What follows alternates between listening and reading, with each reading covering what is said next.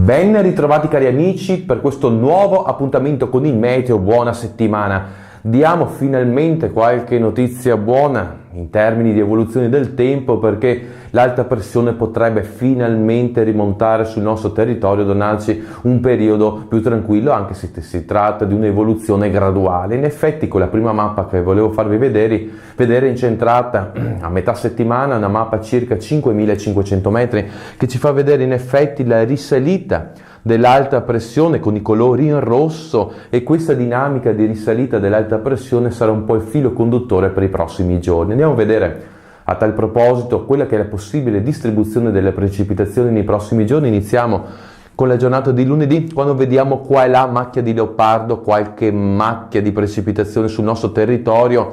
Pensiamo ad esempio che nella tarda serata di domani qualche fenomeno potrebbe manifestarsi nell'Italia centrale, qualcosetta sul nord-est, ma si tratterà di fenomeni in rapido passaggio. Alla volta invece di martedì, a parte qualche fenomeno sulla Liguria e l'Appennino centrale, da notare in corrispondenza delle Alpi a nord delle Alpi un accumulo di precipitazioni che poi scivoleranno nella tarda serata verso nord-est, e qualcosetta sul Veneto più orientale e sul Friuli. Si tratta di un fronte che appunto scivolerà e che porterà un passaggio instabile soprattutto in queste zone accennate. In effetti alla volta di mercoledì ci sarà tempo in graduale miglioramento, a parte dei fenomeni sull'area tirrenica e sull'Adriatico meridionale. E invece, per quanto riguarda il tempo, a partire da giovedì si può dire che le indicazioni sono finalmente positive, appunto per la figura di alta pressione di cui accennavamo prima. E in effetti cosa accadrà? Che il tempo inizierà a ristabilirsi, finalmente ci sarà qualche raggio di sole in più, però attenzione, come succede in questo periodo,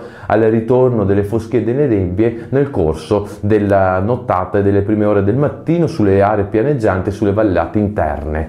Per ora è tutto, ci sentiamo nel prossimo appuntamento, sempre se avete tempo e voglia, e intanto vi auguro buona settimana.